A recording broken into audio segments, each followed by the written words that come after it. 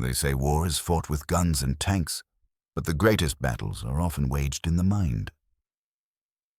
In the shadows of World War II, a second, quieter war raged, invisible to the average soldier, yet devastatingly effective.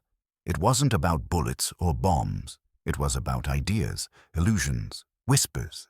This was the world of psychological warfare. Let me tell you 5 stories you have never heard about. Some sound too strange to be true, but every one of them happened. Let's set the scene before we begin. What is psychological warfare? Before the bullets fly, before the tanks roll, there is silence. And in that silence, the first weapon is drawn. Not steel, not fire, but doubt. Psychological warfare is the silent battle that takes place in the human mind. It's about fear, confusion, and manipulation. It's designed not to kill soldiers, but to make them give up the fight before the first shot is even fired. It's not new. Every great army in history, from the Mongols to Napoleon, used fear as a tactic. But in World War II, psychological warfare became industrialized. It wasn't just generals thinking strategically. It was intelligence agencies, propaganda ministries, and special units weaponizing deception on a massive scale. Why is it important?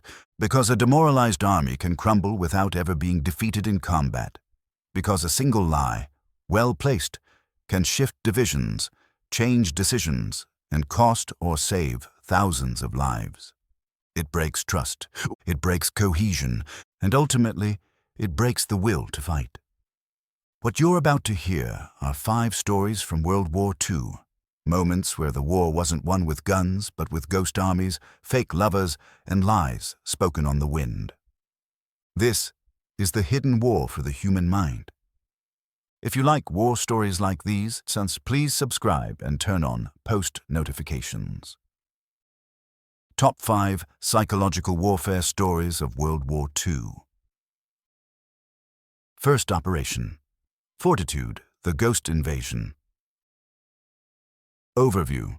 Part of the larger Operation Bodyguard, Operation Fortitude was a major Allied deception campaign designed to mislead Nazi Germany about the location of the D-Day invasion. It split into 2 parts: Fortitude North, to fake an invasion of Norway; Fortitude South, to fake an invasion at Pas-de-Calais. Key tactics: fake armies. A fictitious 1st U.S. Army Group, FUSAG, was created, allegedly under General George S. Patton. Inflatable tanks and decoy planes. These were placed near Dover to give reconnaissance planes the impression of a massive force. Wireless deception. Operators simulated radio traffic for entire divisions. Double agents.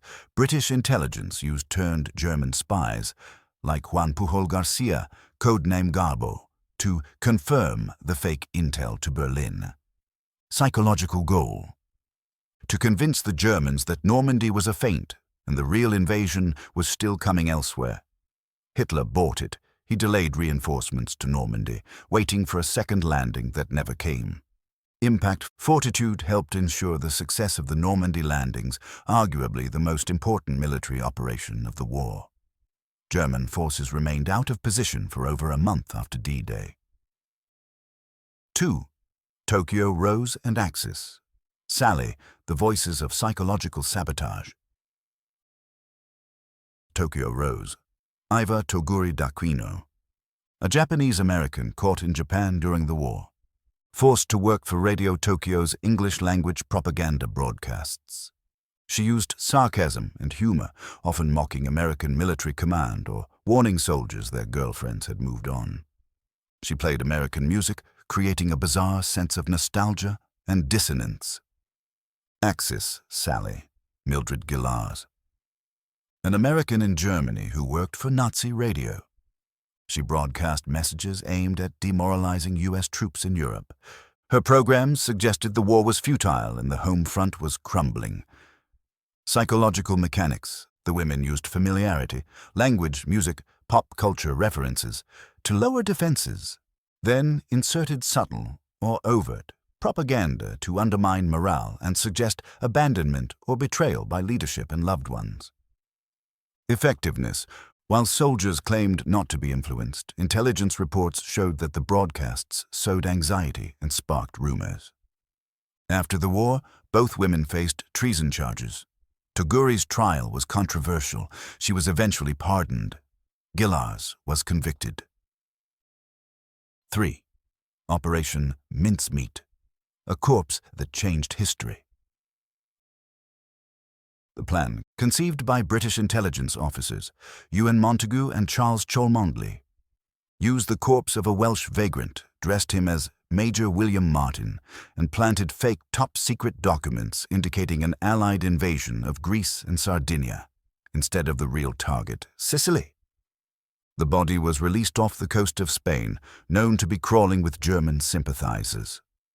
Psychological layers. The documents included not just military plans, but love letters, receipts, and personal effects, all to sell the illusion that Major Martin was real. It preyed on German overconfidence in their espionage capabilities. Hitler himself read the false documents and acted on them. Result: German troops were diverted to Greece and Sardinia. Sicily was invaded with less resistance on July 10, 1943. The ruse worked so well, Hitler later grew suspicious of real intelligence, believing it could be more deception. Legacy. This operation influenced future Cold War intelligence operations and is one of the most dramatic real-life examples of spycraft and misinformation ever pulled off. 4. The Ghost Army, Sonic Warfare and Visual Trickery.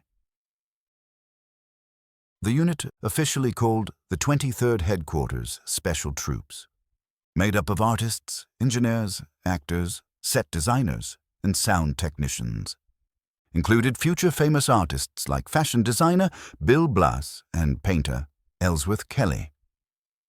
Methods: visual deception, used inflatable Shermans and fake artillery to appear like major divisions.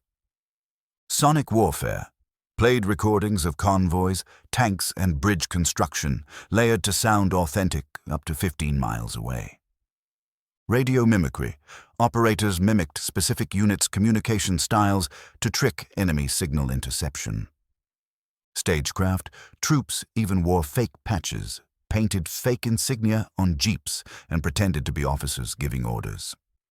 Goals: distract, delay, or confuse German intelligence and battlefield observers. Stretch German lines thin or mislead commanders into deploying resources uselessly. Notable moments. In one instance, the Ghost Army impersonated the 6th Armored Division near the Rhine River in 1945, drawing German attention away from a real crossing site. Outcome: historians estimate their work saved 15,000 to 30,000 lives by preventing ambushes and avoiding full-scale engagements. 5. Leaflet warfare. Propaganda from the sky.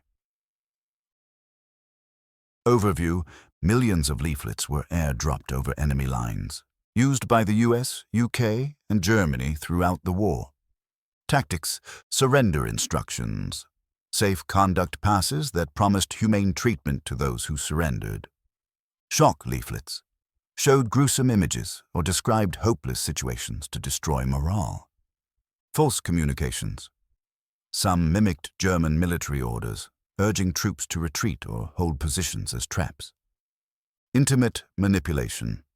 Leaflets sometimes pretended to be letters from wives or girlfriends, claiming infidelity or abandonment. German leaflets, aimed at Allied troops, suggesting betrayal at home or exaggerated Allied losses. Also tried to stir racial tensions in U.S. forces, particularly among African American troops. Psychological impact. Constant reminder of surveillance and mental warfare. Some caused desertions or panic, especially in retreating or isolated units. Others were collected and studied by troops for intelligence value. Unintended effects. Occasionally backfired, reinforcing enemy resolve or being mocked by soldiers who saw through the ruse. There you have it, 5 of the top psychological warfare stories of World War II. If this is your type of content, please subscribe to the channel and comment down below what topics we should cover next.